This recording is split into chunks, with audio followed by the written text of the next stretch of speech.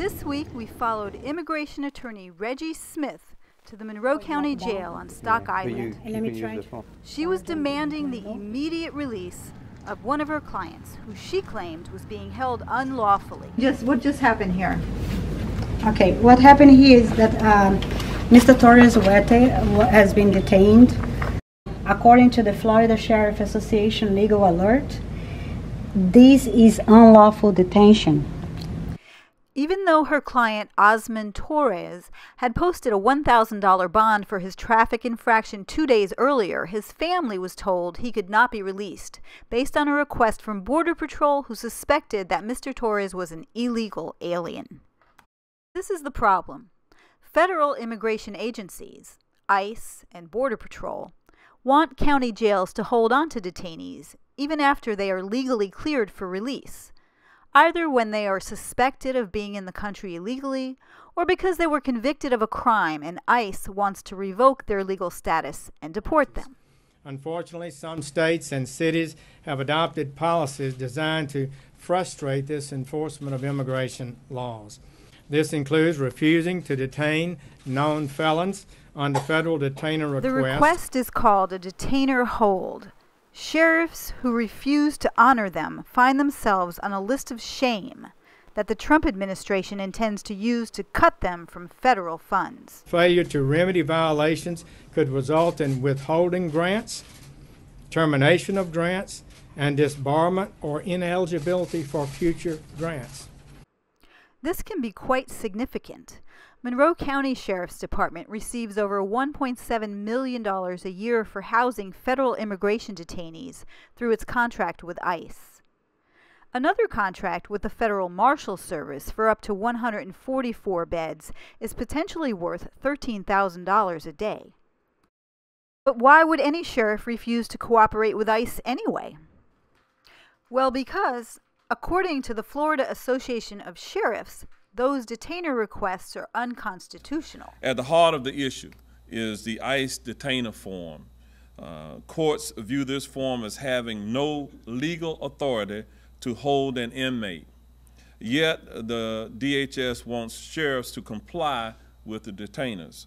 We have requested ICE provide us with judicial orders or warrants in order for the detainers to provide lawful authority under state and federal law.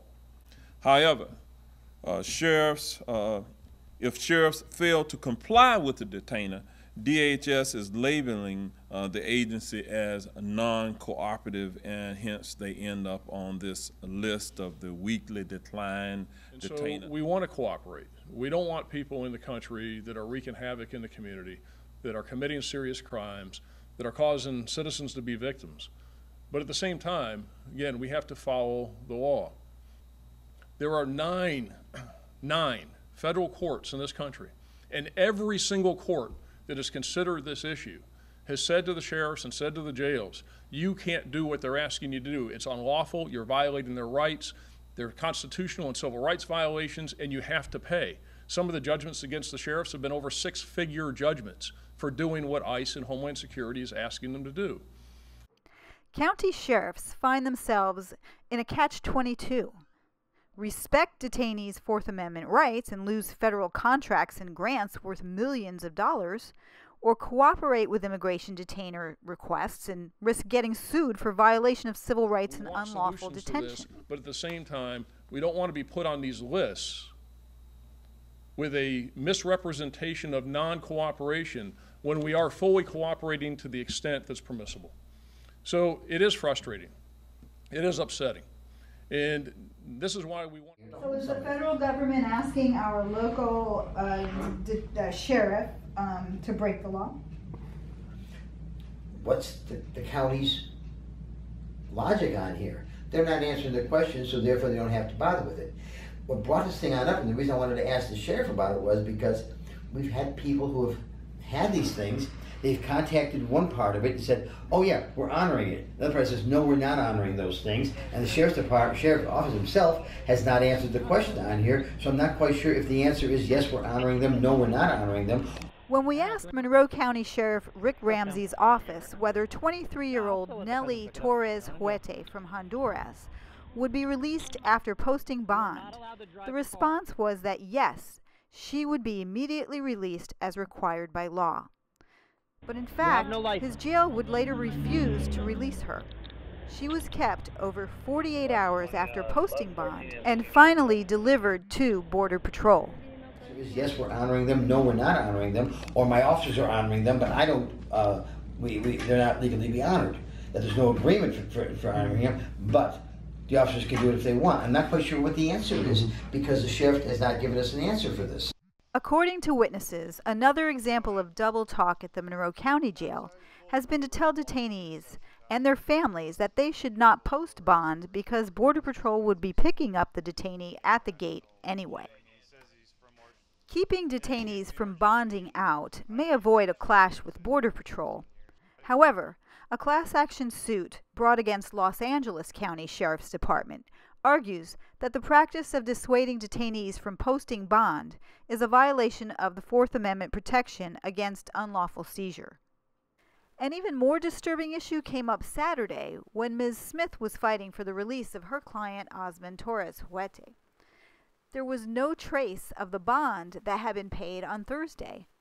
Yet Osman's aunt was present with the printed receipt in hand that had come out of the touch pay machine in the jail lobby.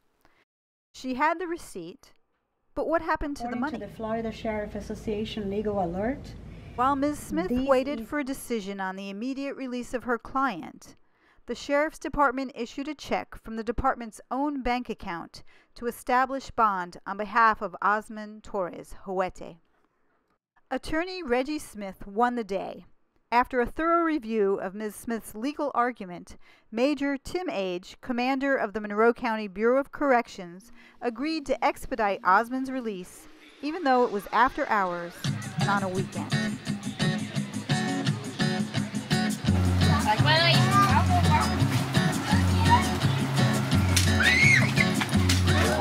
Solo voy con mi pena, sola va mi condena. Correré mi destino para burlar la ley, perdido en el corazón de la grande Babilón. Me dicen el clandestino por no llevar papel. Pa' una ciudad del norte yo me fui a trabajar. Mi vida la dejé entre Ceuta y Gibraltar.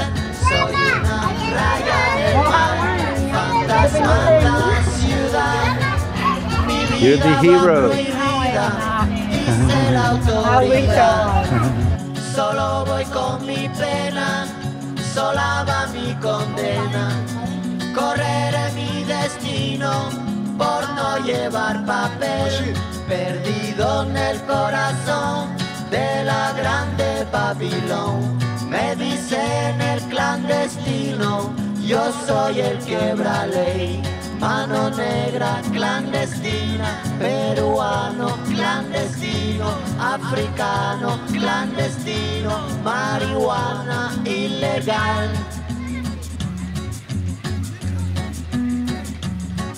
Solo voy con mi pena, sola va mi condena. Correré mi destino para burlar la ley, perdido en el corazón de la grande Babilón. Me dicen el clandestino por no llevar papel. Argelino clandestino, nigeriano clandestino, boliviano clandestino, mano negra ilegal. شوف الله يخليك اذا ما تسالي اذا ما تدوز الصبح شوف داك السماح من الشمال ديال الكرفان ولا شي ناس يمشيو لموريتانيا ويجي معاهم باش الكازين راه غادي يعطيو واحد